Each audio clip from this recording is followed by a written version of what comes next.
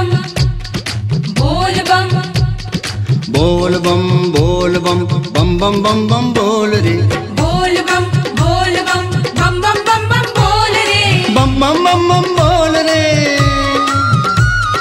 बम बम बम बम बोल रे हृदय का पट तू खोल रे बोल बोल बोल बोल बम बम बम बम बम बोल रे बोल बम बम बम बम बम बोल रे।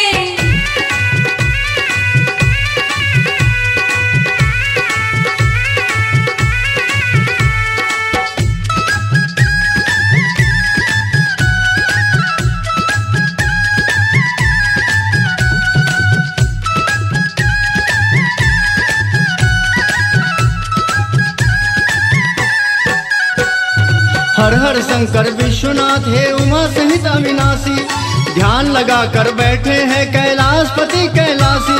सिर पर जटा जटा पर चंदा गंगा की छवि न्यारी, सर्पों का गहना तन सोहे उनको भभूति प्यारी। सर्पों का गहना तन सोहे उनको भभूति प्यारी। बिजली चमके बादल बरसे,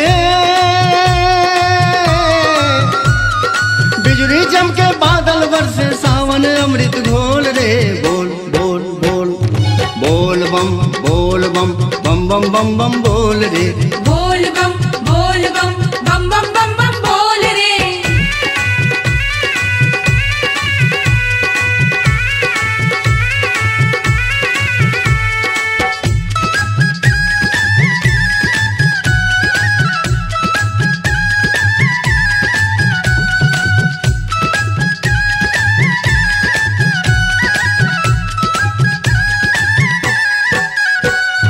भक्ति रस बरसाते देखो महीना सावन आया, कांवड़ में जल भर कांवड़िया बड़ी दूर से लाया। पाँव में पड़ गए हैं छाले जय जयकार लगाया, दर्शन तेरे पाकर भोले पीड़ा सभी भुलाया। दर्शन तेरे पाकर भोले पीड़ा सभी भुलाया। सत्य है शिव और शिव है सुंदर, सत्य है शिव और शिव है सुंदर, हृदय देख टटोल रे बोल बोल बोल बोल बम बम बम बम बम बोल रे बोल बम बम बम बम बोल रे।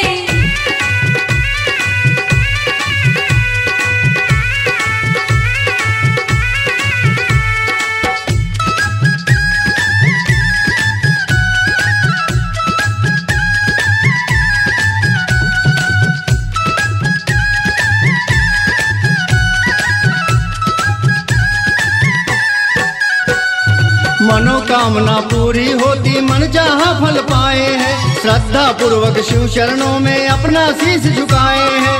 भूखा भोजन प्यासा पानी चेहरा बुझता खिलाए हैं, राज हुआ है हर्षित मुन्ना शिव की कीर्ति गाए हैं। राज हुआ है हर्षित मुन्ना शिव की कीर्ति गाए हैं। डम डम डम डम डमरू बाजे,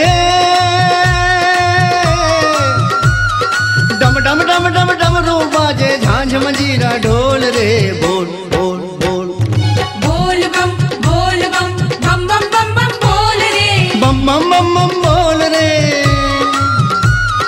बम बम बम बम बोल रे, हृदय का पट तू खोल रे बोल बोल बोल बोल बम बम बम बम बोल रे बोल बम बम बम बोल रे बोल बम बम बम बोल रे बोल बम बम बम बोल रे।